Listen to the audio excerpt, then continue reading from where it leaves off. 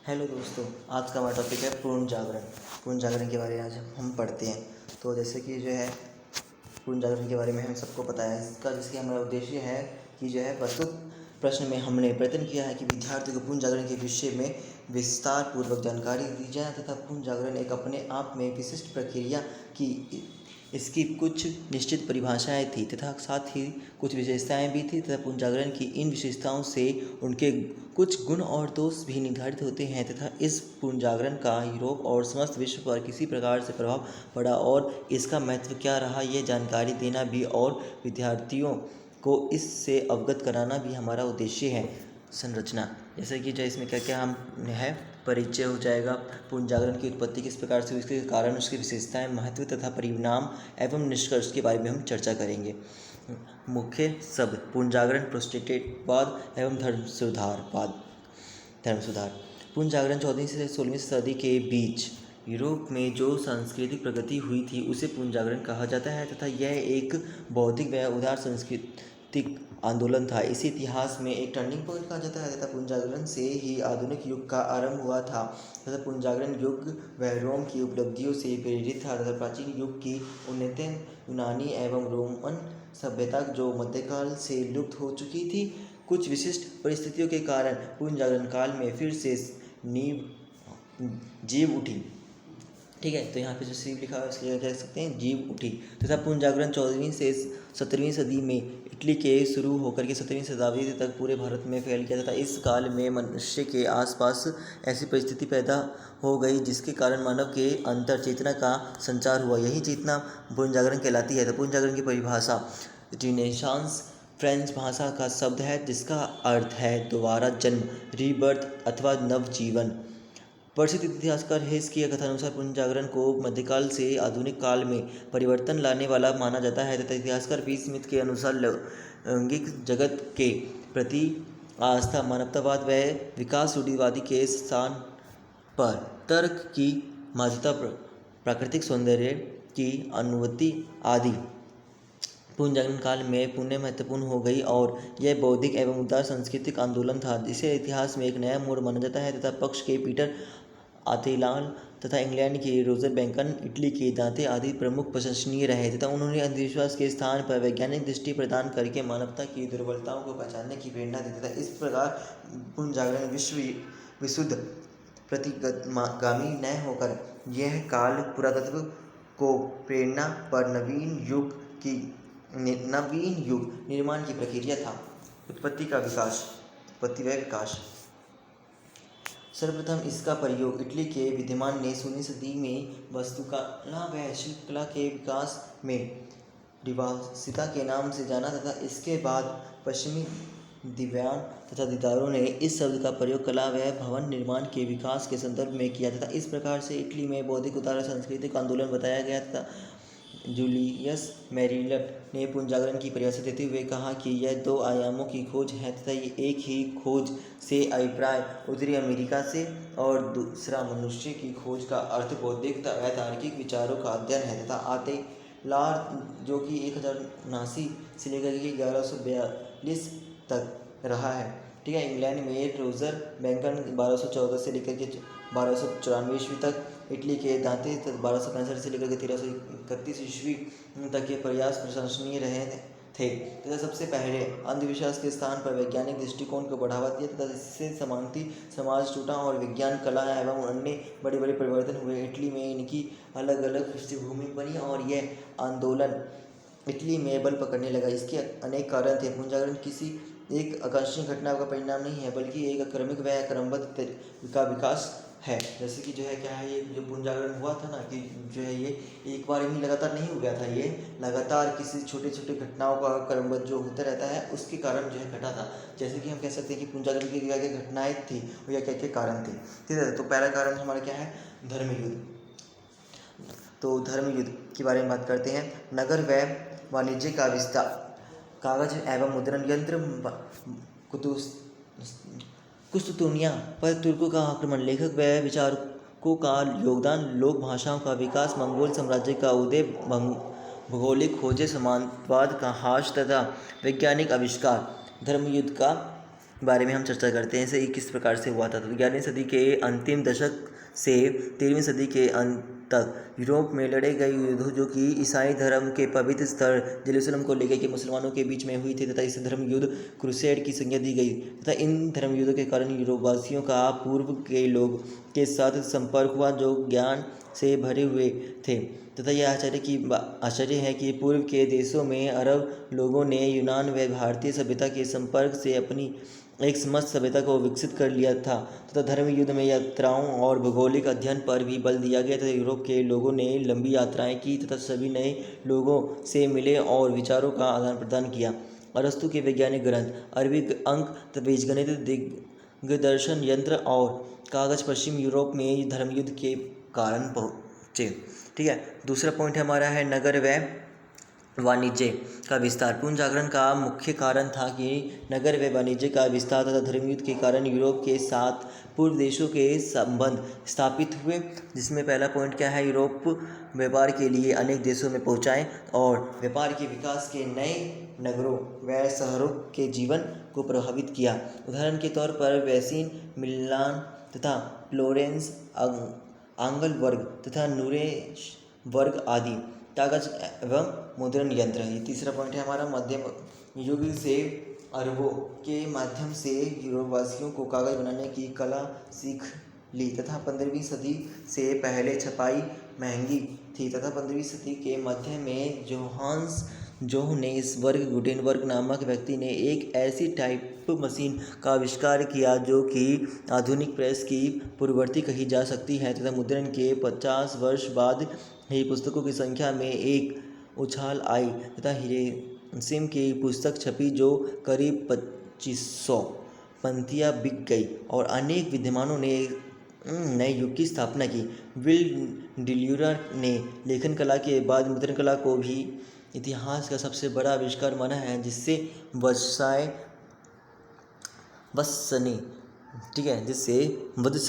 तो बौद्धिक चेतना के विकास में महत्वपूर्ण योगदान दिया। तथा चौथा पॉइंट हमारा है कुस्तुनिया पर तुर्कों का आक्रमण। 1453 ईस्वी में तुर्की ने पूर्वी रोमन साम्राज्य की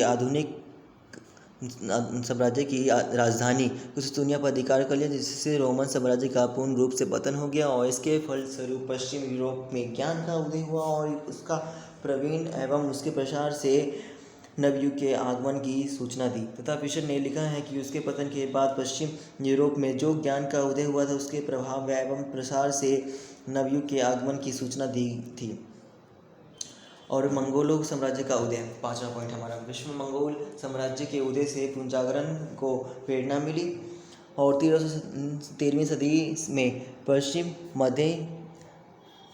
में एक विशाल एवं शक्तिशाली साम्राज्य की स्थापना की, जिसमें रूस, पोलैंड, हंगरी आदि प्रदेश शामिल थे तथा उनके दरबार में सभी पोलैंड, हंगरी आदि प्रदेश शामिल थे तथा मंगोल राज्यसभा, पोप के दूतों, भारत के बौद्ध भिक्षुओं, पेरिस, इटली व चीन के दस्तकारों, भारत के गणितज्ञों व ज्योतिषियों को सम्मानित किया। ठीक है, ज्योतिषियों को क्या किया गया, सम्मानित किया था। उसने इसमें मंगोलों का काफ़ी महत्व बताया। 6 पॉइंट है हमारा लेखकों के विचार। ठीक है, जो हमारे लेखक थे ना, उनके किस प्रकार के विचार थे उसके बारे में काया की पुस्तक द प्रिंस में राजनीतिक पुनर्जागरण के बारे में जानकारी मिलती है तथा राजकर वेकन की सलाम नज साइज में आदर्शवादी पुनर्जागरण की जानकारी मिली तथा कॉपरनिकस का सिद्धांत पृथ्वी अपनी धुरी पर घूमती है और अन्य ग्रह भी उसी धुरी पर सूर्य की परिक्रमा करती हैं तथा केपलर ने साधारण शब्दों में पृथ्वी तथा अन्य ग्रहों के साथ सूर्य का चक्कर लगाती है एक पॉप द्वारा कहा गया, जिसका नाम ग्रेमरी था तथा उन्होंने कैलेंडर में संबोधित किया तथा कोलंबस ने भूगोल में अपना महत्वपूर्ण योगदान दिया। 7वां पॉइंट है हमारा लोक भाषाओं का योगदान। अरब से ज्ञान का आधार मानक यूरोप के विद्वानों ने अरस्तु के अध्ययन पर जोर दिया और पंडित पंथ परंपरा चलाई तथा प्राचीन साहित्य का जन साधारण की भाषा में लिखा जाने लगा, जिससे वह भी विज्ञान का लाभ उठाने लगे तथा उनकी भी बौद्धिकता का विकास हुआ। हमारा 8वां पॉइंट है भौगोलिक खोजें। तो पुनर्जागरण के कारण अनेक नए भौगोलिक स्थानों को खोजा गया तथा इसका श्रेय एक छोटे से देश पुर्तगाल को जाता है तथा यह के राजकुमार हेनरी व द नेविगेटर ने समुद्री यात्रा को प्रोत्साहित किया था तथा वैज्ञानिक आविष्कार कुतुबनुमा कंपास की खोज मार्को पोलो द्वारा तथा कोलंबस द्वारा की गई, जो कि अन्य खोजें हैं और इस काल में महत्वपूर्ण मानी जाती है। मार्को पोलो, कोलंबस व वास्को डी गामा उन सब ने मिलकर के पुनर्जागरण की शुरुआत की थी। समाजवाद का हार्श समानती प्रथा के कारण किसानों, व्यापारियों, कलाकारों और साधारण जनता को स्वतंत्र चिंतन का अवसर नहीं मिलता था तथा समानती युद्धों के कारण वातावरण हमेशा विषांत रहता था, किंतु समानती प्रथा के पतन से नवजीवन संतुलित हो गया और शांति तथा व्यवस्था कायम हुई। लोगों में राष्ट्रीय भावना का जन्म हुआ और पुनर्जागरण की ओर अग्रसर होने लगे। इस प्रकार से इन तत्वों से मिलने वाली इटली में पुनर्जागरण को लाने में एक पृष्ठभूमि तैयार की। जैसे कि उनकी विशेषताएं किस प्रकार से कह सकते हैं, तर्क पर बल देकर के धर्मनिरपेक्षता के कारण जो है प्रयोग का पर बल, चिंतन, स्वतंत्र चिंतन को बढ़ावा, मानवतावाद का समर्थन, चर्च विरोधी भावनाएं एवं सहज सौंदर्य की उपासनाएं। पुनर्जागरण की जो विशेषता है तो किस प्रकार की तर्क की प्रधानता है, तो तर्क की जो प्रधानता है उससे हमारा अभिप्राय ये है कि पहले प्राचीन परंपरा तथा धर्म का प्रभाव तथा उस समय चिंतन की भावना पर बल दिया जाता था तथा इस दिशा में अरस्तु के तर्कशास्त्र ने नई दिशा दी तथा जिससे यूरोप में तर्क की प्रधानता हुई तथा कैम्ब्रिज और ऑक्सफोर्ड अन्य बड़े विश्वविद्यालयों द्वारा तर्क के आधार पर विचार अपनाए, प्रयोग पर बल तथा इस काल में विचारों की पुष्टि के लिए प्रयोग का महत्व बढ़ा तथा इस भावना का सबके एक अंग्रेज सेजर बेकन जो कि 1214 से लेकर के 1294 ईस्वी तक रहे हैं, उनकी रचना आर्म्स मेयस से मिलता है कि हम ज्ञान दो प्रकार से प्राप्त करते हैं, वाद विवाद से और प्रयोग से। अतः सेजर बेकन के प्रयोगात्मक खोज प्रणाली का आह्वान किया और यह इसका अग्रदूत था तथा यह इसका अग्रदूत था। मानवतावाद पुनर्जागरण की विशेषताओं में ये सबसे प्रमुख है तथा इसका अर्थ है कि मानव जीवन में विश्वास रखना था। पेट्रार्क अग्रणी मानवतावादी था तथा वह अधिकारी को हंसी का पात्र बताया। ठीक है, तो मतलब क्या है, पुनर्जागरण की जो विशेषता है उसमें मानवतावाद की क्या किस प्रकार से भूमिका है रही है, तो हम कह सकते हैं कि सबसे प्रमुख रही है और इसका अर्थ है मानव जीवन में विश्वास रखना। और पेट्रार्क अग्रणी मानवतावादी था और हम अधिकारियों को हंसी का पात्र बताया। ठीक है, मतलब क्या बताया कि हम जो है एक हंसी के पात्र हैं। उसने परलोक में चिंतन की बजाय इसी जीवन में ध्यान देने को कहा और मातुआ ड्यून ऑफ द मतुआन से एक शिक्षण संस्था बनाया और मानवतावाद की शिक्षा दी। प्रभाव, इसके क्या प्रभाव थे, तो पुनर्जागरण काल में साहित्य का विकास हुआ। पुनर्जागरण युग में पुराने से साम्राज्य कर नवीन के निर्माण पुनर्जागरण की शुरुआत हुई और यहाँ न केवल साहित्य बल्कि कला एवं विज्ञान का भी विकास हुआ। इस काल के साहित्य का अलग महत्व है, तो इससे पहले केवल लैटिन यूनानी भाषाओं में मुद्रण या लेखन होता आ रहा था तथा इतालवी साहित्य उस काल में अनेक साहित्य हुए जो कि इटली के हैं और इटली में ही पुनर्जागरण की शुरुआत हुई थी। उन्होंने अपनी रचनाओं के माध्यम से अन्य यूरोपीय देशों के एक सोच बदली और उन्हें साहित्य के क्षेत्र में एक नई दिशा दी। दाते फोंस्को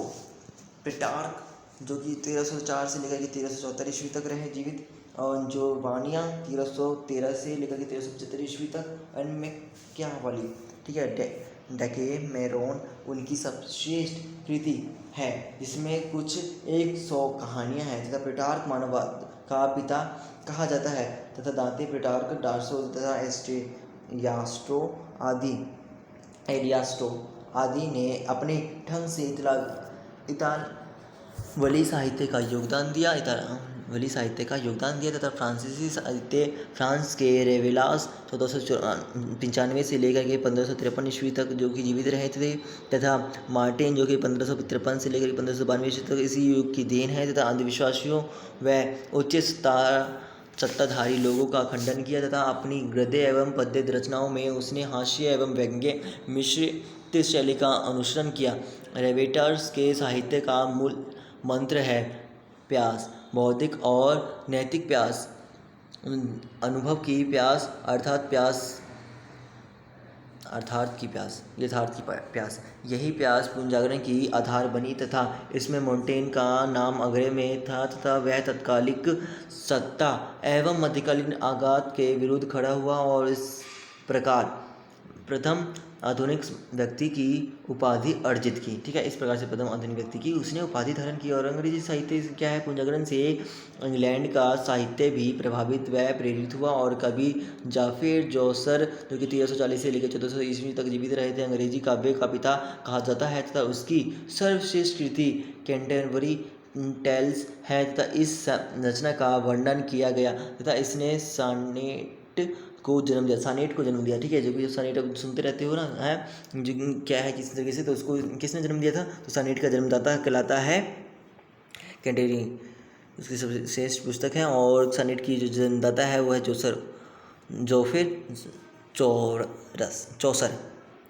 जाफिर चौसर।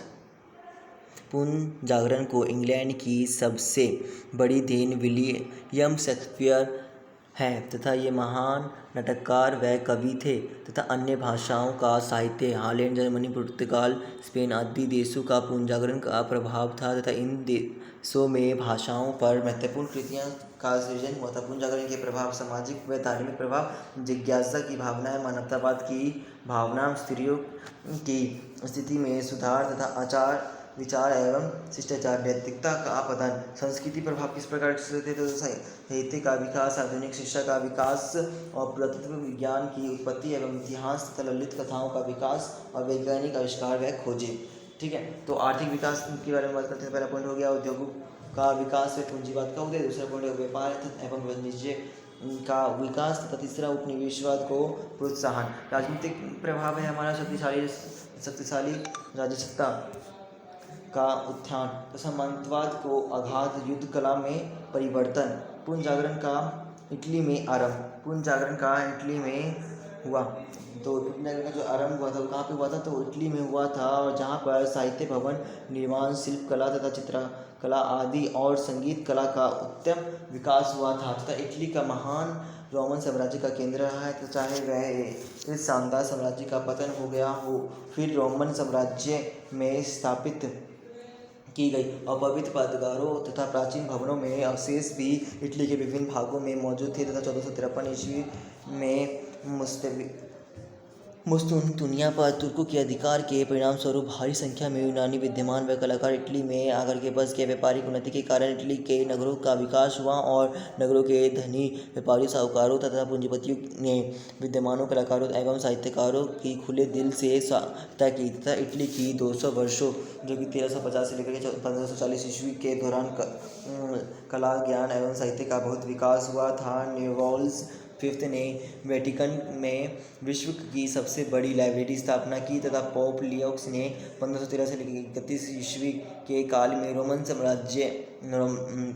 उनके इस काल में रोम पुनर्जागरण चरम सीमा पर पहुंच गए थे। ठीक है, जो रोम थे किसके कारण में, पोप लियोक्स के कारण में पुनर्जागरण के महत्व एवं परिणाम। अगर हम ठीक तरह से उसके तथ्य का विश्लेषण करें तो कुछ बातें स्पष्ट हो जाती है कि पुनर्जागरण ने एक ऐसा प्रयोग आरंभ किया कि जो कि उस युग की परिस्थितियों व सामंजस्य भी कर सका और साथ ही मौलिक व प्रगतिशील दिशाएं भी तलाश सका तथा भौतिकवाद दृष्टिकोण व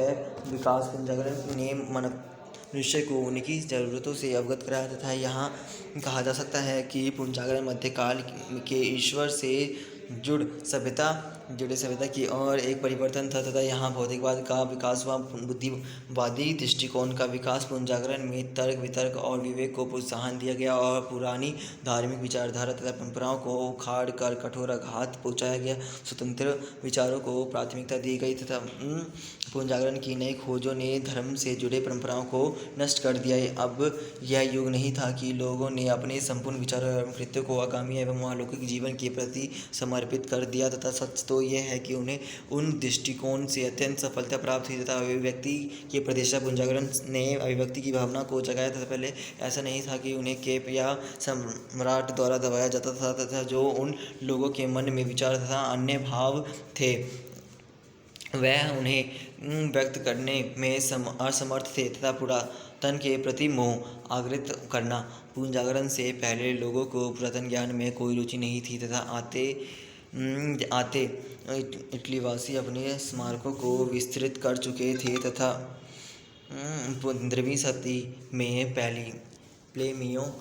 विनोडो ने एक अपनी प्रसिद्ध रोम स्टैट्रो में लिखा है कि रोम भव्यता पर रिएंजनी ने पुस्तक लिखी, परंतु प्लेमियो की पुस्तक ऐतिहासिक दृष्टिकोण से याद की जाती है। निष्कर्ष पुनर्जागरण काल में सभी प्रवृत्तियां साधारण नहीं थी तथा विद्यमान इतिहासकार बर्न्स का कहना है कि यह स्पष्ट हो गया कि रेनेसां के नाम से विख्यात क्रांति अतीत की विशिष्ट प्रतिध्वनि तथा भविष्य की अग्रदूत थे तथा इसके अधिकांश साहित्य, कला, वेद, दर्शन, शास्त्र और समस्त अंधविश्वास की जड़ें श्रेष्ठ प्राचीन अथवा मध्ययुग की काल्पनिक शताब्दियों में निहित थी तथा उनके मानवतावाद की अतीत के प्रति निष्ठा थी तथा केवल विज्ञान व राजनीति के क्षेत्र में तथा व्यक्ति द्वारा स्वयं की स्वतंत्रता प्रतिष्ठा प्राप्त करने के लिए एक समुचित अधिकारों के सक्रिय प्रयास ही नवीन थे। अंत में यह कहा जा सकता है कि पुनर्जागरण ने जिन प्रवृत्तियों की शुरुआत की तथा जिन्हें संस्थापित किया वह आगे जाने वाले समय का आधार बना। धन्यवाद।